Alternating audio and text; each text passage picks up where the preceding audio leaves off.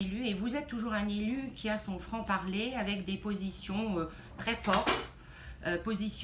Très forte avec votre regard bleu d'acier, ça les auditeurs et les auditrices ne le voient pas, vous reculez devant rien.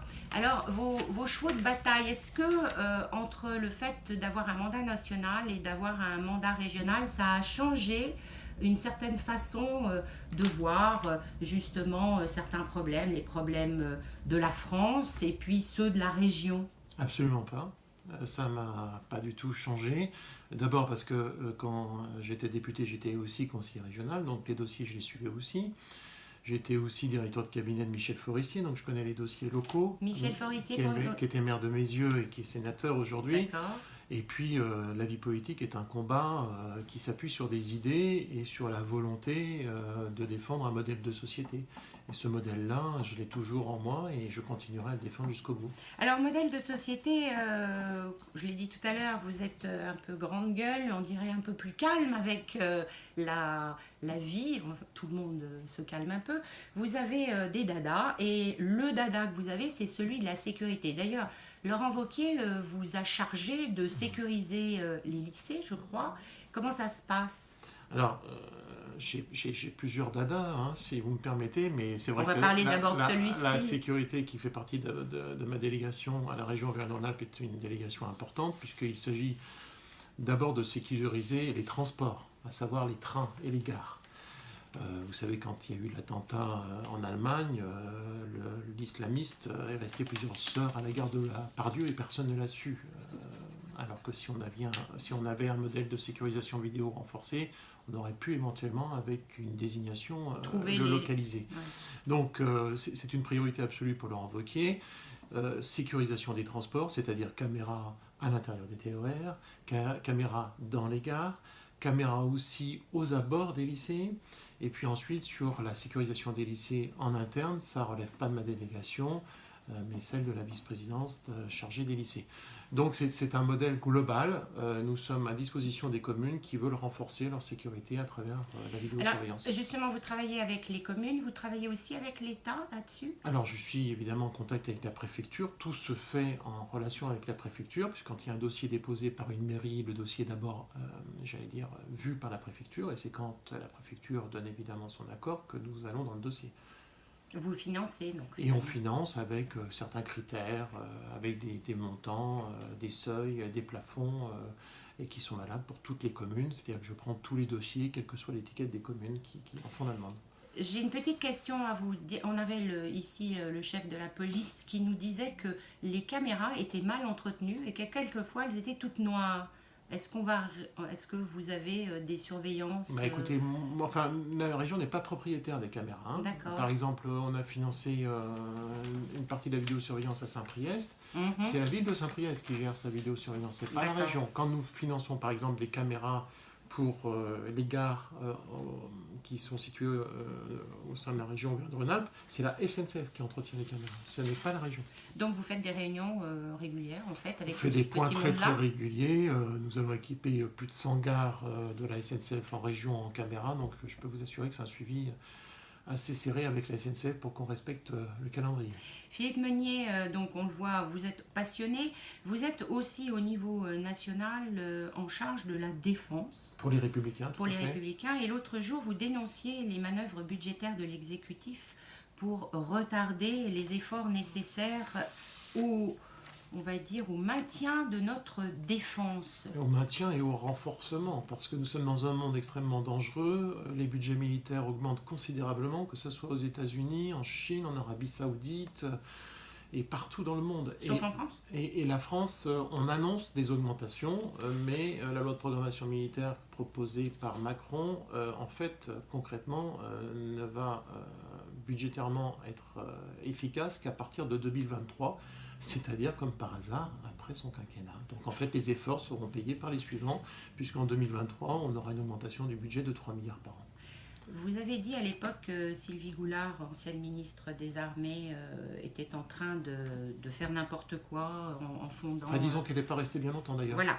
Alors justement, Florence Parly, ça m'a amené à ça justement. Oui. Est-ce qu'elle est plus à l'écoute des problèmes industriels ou armés, ou est-elle complètement Florence les mains liées Parly, avec Macron? J'ai beaucoup de respect pour elle parce que c'est quelqu'un qui est très compétente, mais c'est un agent de Bercy.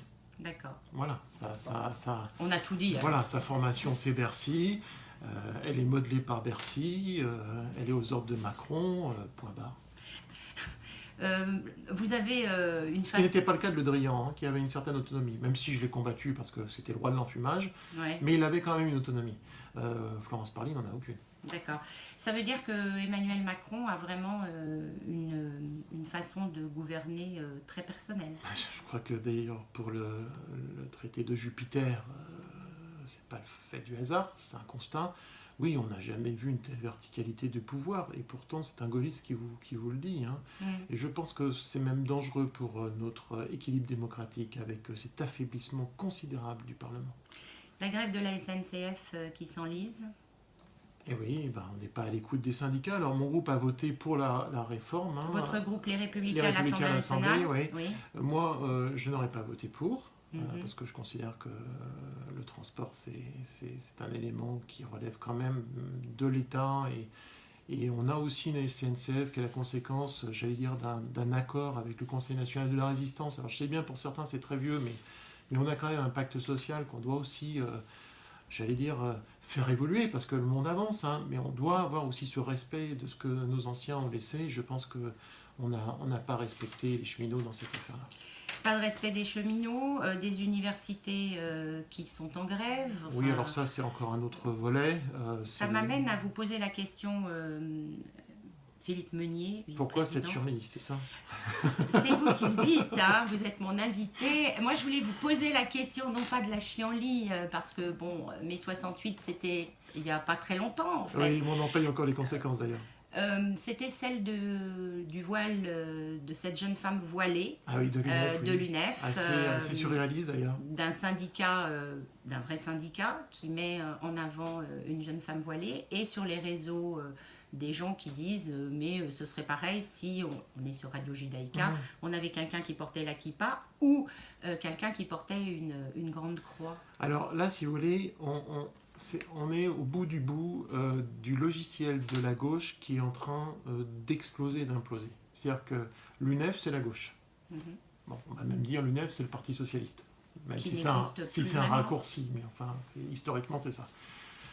Cette gauche qui a toujours défendu la laïcité et la libération de la femme. En tout cas, l'égalité entre les femmes et les hommes. La libération de la femme pour avoir une égalité entre les hommes et la femme. Et les femmes. Et on constate aujourd'hui qu'un des représentants de l'UNEF, c'est une jeune femme voilée. Si elle fait le choix d'être voilée, c'est son choix le plus strict, c'est la liberté. Moi, je me suis battu contre le communisme pour la liberté, donc elle a sa liberté. Mais enfin, c'est quand même assez symptomatique qu'aujourd'hui, une femme voilée, qui est quand même l'expression politique d'une pratique religieuse, parce qu'il y a beaucoup de femmes musulmanes qui ne portent pas le voile, donc c'est pas une obligation, qui aujourd'hui représente l'UNEF. Et ben voilà, on arrive au bout du bout. Nier les désirs par le voile, disait, je ne sais plus, j'ai oublié maintenant. Je voudrais vous poser juste une petite question concernant le mariage pour tous. Vous avez dit, j'ai tous les défauts, je suis blanc, marié, chasseur, motard. Catholique. Mais est-ce que c'est un défaut aujourd'hui, puisque notre président n'arrête pas de dire qu'il est un homme blanc? Oui, si vous voulez, c'est là où aussi on est en train d'arriver au bout du pouvoir Macron. C'est-à-dire qu'on essaye de démontrer qu'on lutte contre le communautarisme, et en fait, dans les faits, on sombre dans le communautarisme. Voilà. Et Emmanuel Macron, qui est le président de la République, parlait de deux mâles blancs. Enfin, franchement, si Nicolas Sarkozy avait déclaré le 10e de ce genre d'expression, on en parlerait encore en 2150. Voilà. C'est honteux. Moi, je trouve que c'est indigne de la fonction. On n'a pas à parler comme ça quand on est président de la République. Et quand je dis que j'ai tous les défauts, c'est parce que c'est vrai que la stigmatisation d'une partie de la population française est évidente par certains groupes de pression. Et je fais partie de la majorité, mais qui est considérée comme la minorité. Philippe Meunier, puisque vous êtes vice-président de la région, comment ça se passe aujourd'hui dans les rapports internationaux de la région, les partenariats internationaux? Nous sommes sur Radio Judaïka. Vous avez des rapports importants avec l'Afrique, avec les États-Unis peut-être, je ne sais Alors, pas. on a rédigé un schéma régional de développement économique à l'international en ciblant certains pays pour ne pas s'éparpiller compte tenu de la réduction des moyens, puisque nous ne voulons pas augmenter les impôts en région. Donc on a choisi... Vous ne les avez d'ailleurs pas Et on ne les a pas augmentés, on ne les augmentera pas. Donc on fait de grosses économies et j'allais dire, on resserre le dispositif pour aller à l'essentiel. Donc oui, on a un certain nombre de pays. Ma priorité, c'est quand même la francophonie. Parce que je pense que la francophonie a été trop longtemps délaissée. L'Afrique nous appelle depuis longtemps. Mes amis africains me disent toujours pourquoi la France a abandonné l'Afrique, hein, pourquoi la France a abandonné la francophonie. Parce que la France a regardé vers Bruxelles. Elle ne s'est plus occupée de l'Afrique. Vous êtes anti-européen? Non, je suis pour une Europe des nations. Je suis pour une Europe des nations. Je ne suis pas pour l'Europe de Juncker. Ce n'est pas mon Europe. Voilà. Donc je suis pour une Europe des nations. Je suis pour le respect des peuples. Je suis pour qu'on avance ensemble sur des projets bien précis qui apportera du bien à l'ensemble de la population européenne. Mais je ne crois absolument pas à un État fédéral. D'abord parce qu'il se finit comme l'ex-Yougoslavie. Et on ne peut pas forcer les gens à avoir les mêmes traditions, la même culture, et je dirais heureusement d'ailleurs, parce que c'est ce qui fait la richesse du monde, ces différences culturelles. Et je ne veux pas rentrer dans un moule bruxellois. Et la France est rentrée dans ce moule-là et a délaissé la francophonie. Moi, je veux ouvrir la France vers le monde. Alors la francophonie, c'est quel pays, par exemple, en Afrique pour c'est par exemple le Mali, c'est la Côte d'Ivoire. Oui, mais on reste. D'accord. On reste, et puis on développe. Qu'est-ce que vous avez fermé alors comme coopération? En fait, on a arrêté l'Amérique du Sud. Sur la partie sud-est asiatique, on a arrêté aussi. C'est loin en plus. C'est loin, et puis il faut un suivi. C'est-à-dire que ça ne sert à rien d'avoir des coopérations qui n'ont pas de suivi. Par contre, on renforce la coopération avec le Canada, qui est notre porte d'entrée en Amérique du Nord. On a évidemment toujours le volet européen, qui est travaillé par Étienne Blanc. Et on a aussi... On a reçu ici. Très bien. On a la Russie aussi. On reste avec la Chine, mais je veux qu'on soit un peu plus équilibré, notamment avec le Japon, la Corée du Sud et l'Australie. On essaye d'avoir un modèle assez présent pour nos entreprises, parce que l'objectif, c'est quand même d'aller vers l'autre pour développer les affaires, pour que nos familles respectives, que ce soit au Mali ou en France, puissent vivre dignement, décemment. Développer les affaires, est-ce qu'il y a le volet donc économique? Est-ce qu'il existe un volet éducatif? Alors, il y a le volet économique, qui est la base de tout, parce que quand on n'a rien à donner à manger à ses enfants, généralement, on sait très bien que ça part dans une mauvaise direction pour la vie politique et la vie sociale. Donc d'abord, c'est donner à manger à nos enfants, que ce qu'ils soient français ou maliens ou ivoiriens. Ensuite, c'est travailler ensemble pour développer notre économie, parce qu'on défend les mêmes valeurs. Et c'est un ensemble, si vous voulez. Donc pour moi, ces piliers il y a 3 piliers. Hein. Il y a le pilier économique, mais pour ce faire, il faut qu'on parle la même langue et qu'on partage à peu près les mêmes valeurs. Et les mêmes valeurs, c'est celle de la francophonie. Voilà. C'est pour ça que je porte le fer sur cette histoire-là de la francophonie, parce qu'on parle la même langue, on a à peu près les mêmes valeurs, notamment universitaires, il y a beaucoup d'échanges universitaires, et ce qui permet de faire de l'échange économique. Donc moi, c'est pas les patrons contre le monde de la culture, le monde de la culture contre les patrons, ou l'universitaire sans les patrons, c'est tous ensemble. Philippe Meunier, vous parlez de coopération, nous sommes sur Radio Judaïka. Qu'en est-il de la coopération avec Israël éventuellement? J'attends, moi j'attends avec impatience l'accord, j'allais dire officiel, des prochaines assises franco-israéliennes qui se tiendront, qui devraient se tenir en région Auvergne-Rhône-Alpes l'année prochaine. Voilà, nous en avons fait la demande, j'ai fait tout ce qu'il fallait pour que ces assises franco-israéliennes se tiennent ici en région. Je pense pouvoir y arriver, pour ne pas dire plus, parce qu'il doit y avoir une décision officielle qui doit être prise très prochainement. Nos auditeurs vont être contents. Voilà. Assises franco-israéliennes, ça veut dire quoi? Qu'est-ce qui vient? Ça veut dire, en fait, c'est les collectivités, c'est les cités unies francophones qui se sont réunies il n'y a pas très longtemps d'ailleurs ici et qui, j'allais dire, travaillent à tisser des liens, des ponts entre les collectivités territoriales francophones.